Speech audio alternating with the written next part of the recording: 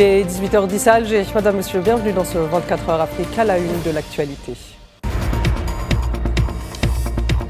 Le président kényan William Ruto rétropédale et annonce le retrait du projet de loi des finances 2024. Un projet de loi controversé qui a conduit à de violentes manifestations, notamment à Nairobi.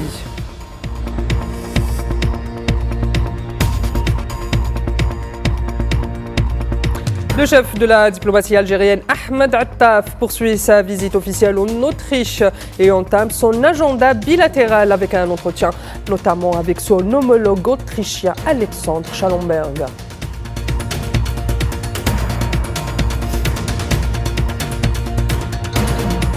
Et en République démocratique du Congo, le tribunal militaire se dit compétent pour trancher et rétablir la justice dans l'affaire de tentative de coup d'État déjouée le 29 mai dernier.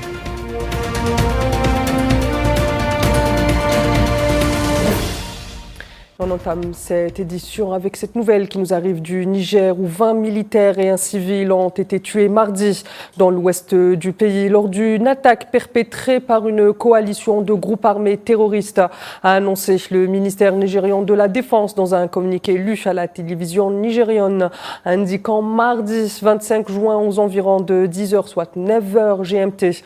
Un détachement des forces de défense et de sécurité a fait l'objet d'une attaque par une coalition de groupes armés terroristes aux abords du village Tassala, a indiqué le communiqué.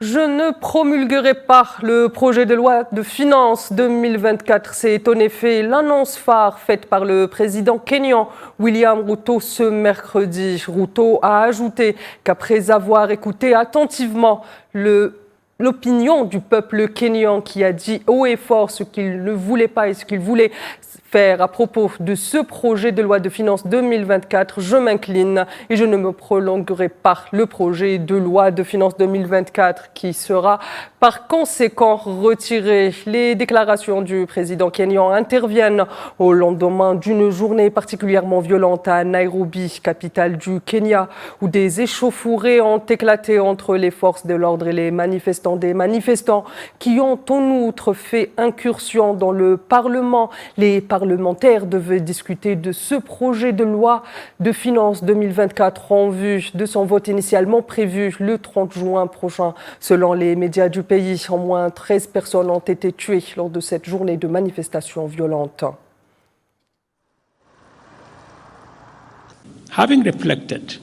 Par conséquent, après avoir réfléchi au sujet de la conversation autour du projet du budget 2024 et après avoir écouté attentivement le peuple kényan, qui a dit haut et fort qu'il ne voulait rien avoir à faire avec ce projet, je m'incline et je ne promulguerai pas le projet de budget 2024, qui sera par conséquent retiré. Je me suis mis en accord avec ses membres pour que cela devienne une position collective.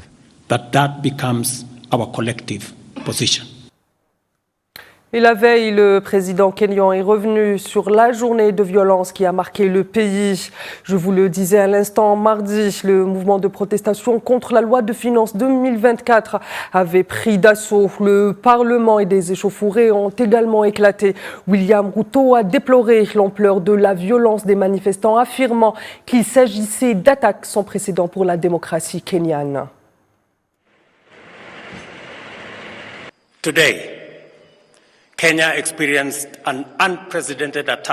Aujourd'hui, le Kenya a connu une attaque sans précédent contre sa démocratie, son état de droit et l'intégrité de ses institutions constitutionnelles. Une expression par ailleurs légitime des droits et libertés fondamentaux de réunion, de manifestation, de piquetage et de pétition des autorités publiques par un article de loi respectueux. Les citoyens de la République du Kenya ont été infiltrés et détournés par un groupe de criminels organisés.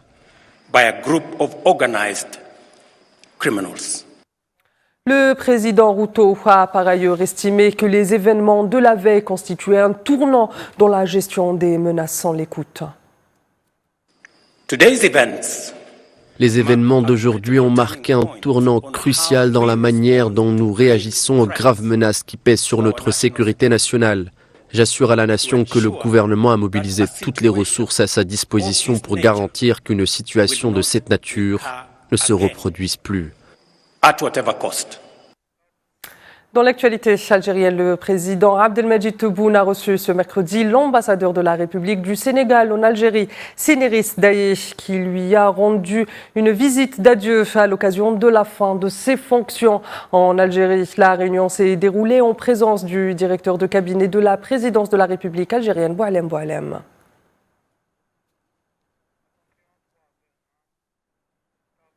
Je vous le disais en titre et dans le cadre de sa visite officielle en République fédérale d'Autriche, chargé par le président Abdelmadjid Tebboune, le chef de la diplomatie algérienne Ahmed Attaf a pris part aujourd'hui à une séance de travail avec son homologue autrichien Alexander Schallenberg.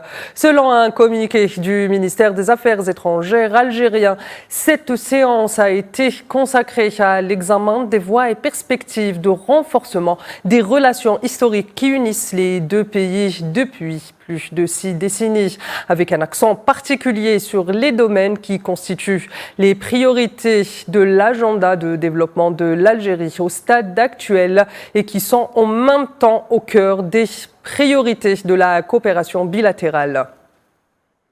Dear friend Alexander, economic cooperation. Austria has always been and continues to be one of our privileged partners. L'Autriche a toujours été et continue d'être l'un de nos partenaires privilégiés, en raison de nos liens de coopération profondément enracinés dans une base solide de confiance et d'intérêts communs, compte tenu de sa position centrale sur le continent européen, de son rôle actif au sein de l'Union européenne et de sa place centrale dans le monde de la diplomatie multilatérale en tant qu'hôte du chapitre de Vienne des Nations Unies et d'autres organisations internationales importantes. L'Autriche a toujours eu une place très spécifique dans les partenariats de l'Algérie. Specific position in Algeria's partnerships.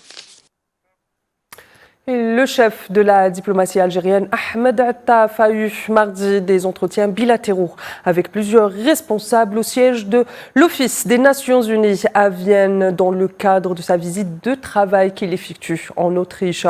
Selon un communiqué des affaires étrangères algériennes, Attaf s'est entretenu avec le directeur exécutif de l'Office des Nations Unies contre la drogue et le crime, Denis Chawalit, avec le directeur général de l'Agence internationale de l'énergie atomique, Raphaël Mariano Grossi, et avec le secrétaire exécutif de l'Organisation du traité d'interdiction complète des essais nucléaires, Robert Floyd. Lors de leurs entretiens, le chef de la diplomatie algérienne et le patron de l'AIEA ont évoqué l'état de la coopération entre l'Algérie et l'Agence en matière d'utilisation pacifique de l'énergie et de l'application nucléaire dans le cadre des objectifs de développement durable ODD. Examiner les perspectives de renforcement de cette coopération, notamment dans le cadre de la mise en œuvre de l'accord cadre signé en novembre 2023, conformément aux instructions du président algérien Abdelmadjid Tebboune, à l'effet d'accélérer le développement, l'utilisation des applications nucléaires dans le domaine de la santé, notamment la lutte contre le cancer, la médecine nucléaire et la radiothérapie.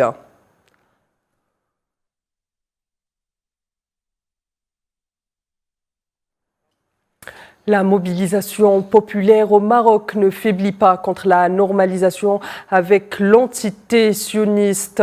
Ils étaient des millions hier à avoir répondu présents à l'appel du Front marocain contre la normalisation pour une nouvelle manifestation, comme vous pouvez le voir sur ces images devant le Parlement à Rabat, en soutien donc au peuple palestinien et appelant à mettre un terme à la normalisation entre le Maroc et l'entité sioniste et dénonçant notamment le génocide en cours dans la bande de Gaza. Les manifestants ont réitéré leurs revendications concernant la nécessité de mettre un terme à la normalisation en scandant des slogans contre cette normalisation et réitéré leur soutien total et absolu à la cause palestinienne.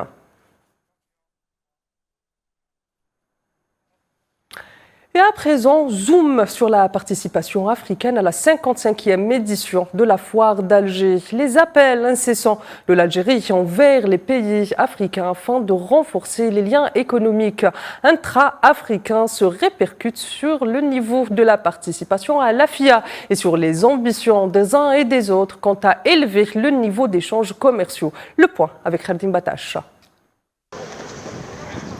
Avec 8 pays présents à Alger pour la 55e édition de la Foire internationale, le continent africain révèle au grand jour ses ambitions de développement économique et commercial, notamment vis-à-vis de l'Algérie, qui, quant à elle, multiplie les initiatives envers ses voisins pour accentuer le volume des échanges commerciaux, et ce à la faveur de la mise en place de nouveaux mécanismes permettant une meilleure intégration au niveau des règles douanières.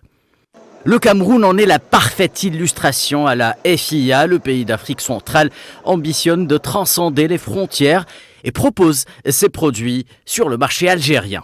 Nous sommes là pour représenter l'agence de promotion des investissements du Cameroun, l'API, qui nous a fait le plaisir de se déplacer pour l'événement du jour. Voilà.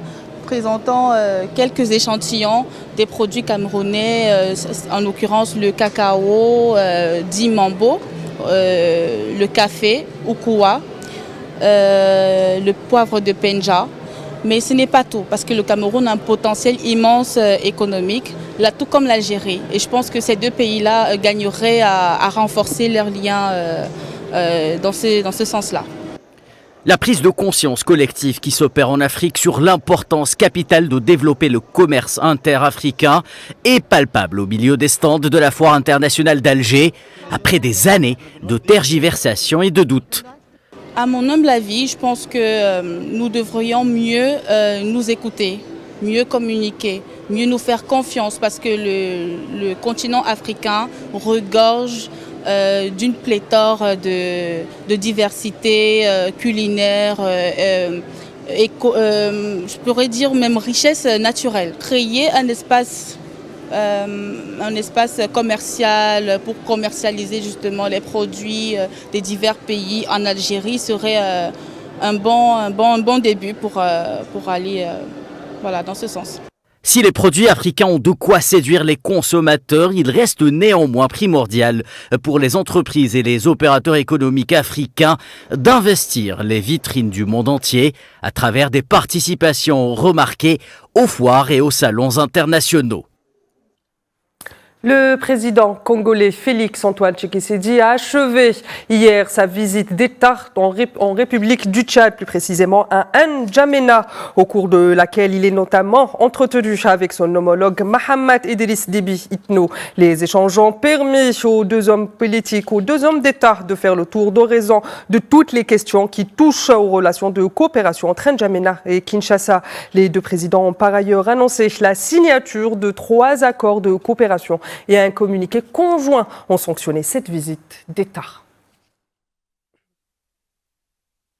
Le processus de transition en République du Tchad est un témoignage éloquent de cette solidarité africaine, d'un éveil africain que plus rien ne pourra arrêter. Face aux défis politiques et sécuritaires, nous avons su trouver en nous la force nécessaire de promouvoir un dialogue constructif et inclusif visant à instaurer une paix durable. Ce succès ne saurait être attribué à un seul individu, mais à la synergie des efforts conjugués de tous les acteurs impliqués, du gouvernement tchadien aux citoyens, en passant par les institutions régionales et internationales. Et en République démocratique du Congo, toujours les tribunaux militaires devant lesquels comparaissent une cinquantaine de civils poursuivis pour la tentative de coup d'État déjoué le 19 mai dernier a rejeté mardi les demandes de la défense qui s'est déclaré compétent pour juger toutes les mises en cause lors de ces audiences précédentes. Les avocats de la défense avaient demandé au juge du tribunal militaire de garnison de Kinshasa, Gombe, de se déclarer incompétent pour juger des civils. Mais dans sa décision rendue mardi, donc, le tribunal militaire s'est déclaré que les 51 civils jugés, parmi lesquels 3 Américains, étaient poursuivis pour des faits relevant bel et bien de la juridiction militaire, a indiqué son président, le major Freddy Eoumé. Madame, Monsieur, ainsi va l'actualité africaine. Il ne me reste plus qu'à vous souhaiter une excellente suite des programmes sur Al 24 News.